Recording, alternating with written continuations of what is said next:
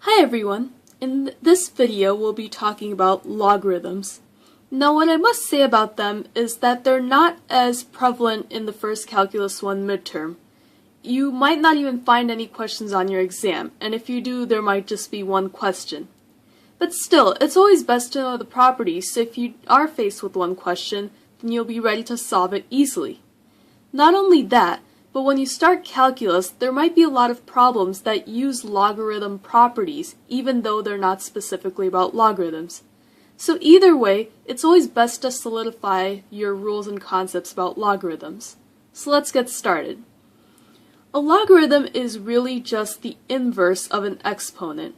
So if I have some sort of an exponential equation, such as x equals a to the y power, then the logarithmic version of that would be y equals log based a to the x. So what a logarithm really finds is what exponent was this base raised to. Now, you might also find some logarithms just like log 2 with no base here. If you don't see any base here, then those are base 10 logarithms, and those are the default logarithms, so you always just assume there's a 10. But if you want some other base, then you have to write it out. Now there's another type of logarithm called a natural logarithm, and that's expressed as ln. And a natural logarithm is pretty much the same as a normal logarithm, except it has a base of e.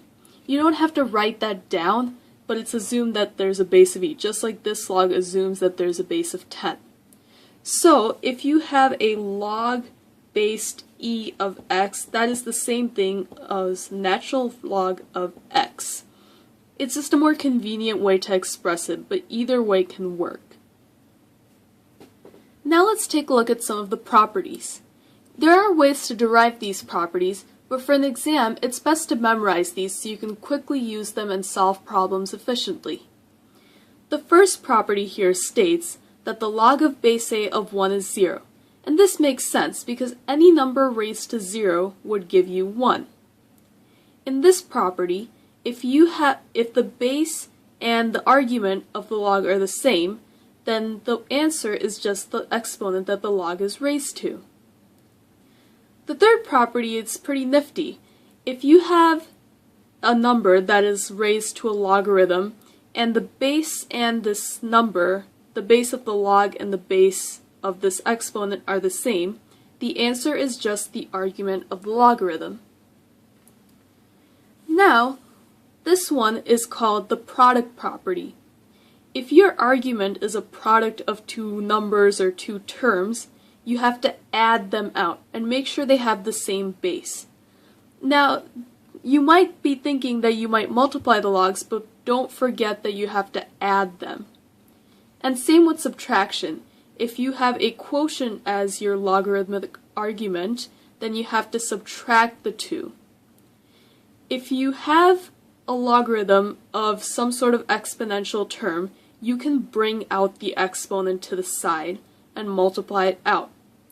And then let's say your base is raised to the exponent, not the argument, but the base. It's just the inverse. You do 1 over whatever the exponent was. And this one is called the change of base property.